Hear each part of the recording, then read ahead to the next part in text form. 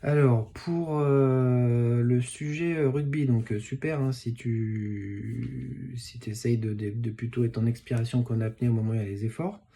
Moi, je voulais revenir du coup sur ce que tu m'avais dit là, que ça te brûlait les premières minutes là, quand tu faisais ton rugby.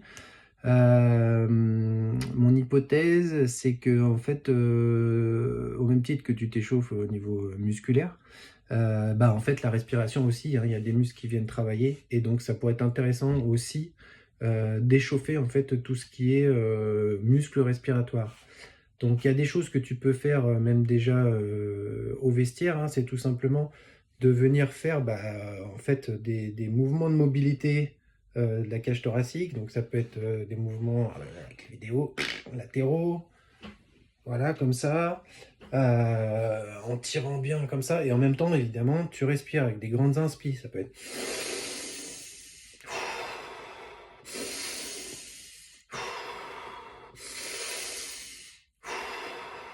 pareil sur le côté.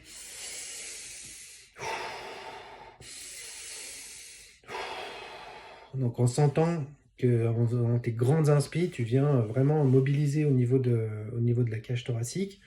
Alors ça peut se faire assis dans le vestiaire, ça peut se faire sur le terrain, enfin bon après peu importe, tu peux faire ça pendant quelques minutes.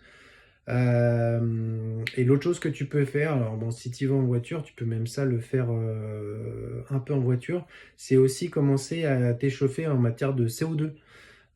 Donc en voiture par exemple, tu te fais des apnées poumons vides, hein, le fameux EBH que tu connais, avec derrière bah, en fait l'exercice que je t'ai filé là.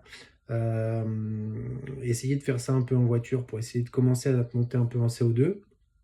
Et puis sur le terrain à l'échauffement, ce que tu peux faire aussi, c'est alors en marchant ou en trottinant, pareil, tu te mets en fait en apnée poumon vide.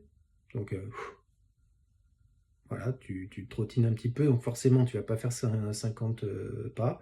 Et dès que tu te fais aller un petit peu dans l'inconfort, et dès que tu as besoin de respirer, ben, tu respires. Et essaye si possible de vraiment être toujours, surtout sur les sorties d'apnée comme ça, en respiration nasale, parce qu'en plus tu produis de l'oxyde nitrique, et c'est plutôt intéressant aussi du coup, puisque tu le crées dans la fosse nasale, et du coup, hop, tu en bénéficies en respirant, enfin en inspirant par le nez. Donc voilà, essaye de voir si ça peut marcher, de faire à la fois de l'échauffement oui, de la musculature respiratoire, et en allant aussi commencer un petit peu à te charger en CO2. Pareil, les petits exercices d'apnée à l'échauffement, en préparation avant l'entraînement ou avant un match. Bah, t'en fais quelques-unes quand même pour te sentir monter un peu sur cet aspect-là. Voilà, et je crois que je te l'avais déjà dit, mais bon, alors ça peut être valable début, pendant, fin, enfin bref, même à l'échauffement. Dès que tu sens que tu es à court d'oxygène, entre guillemets, que tu n'arrives plus à respirer, plutôt que de prendre des grandes inspi, juste avant, tu fais 3 grandes expi. Vraiment des puissantes, trois expis très profondes.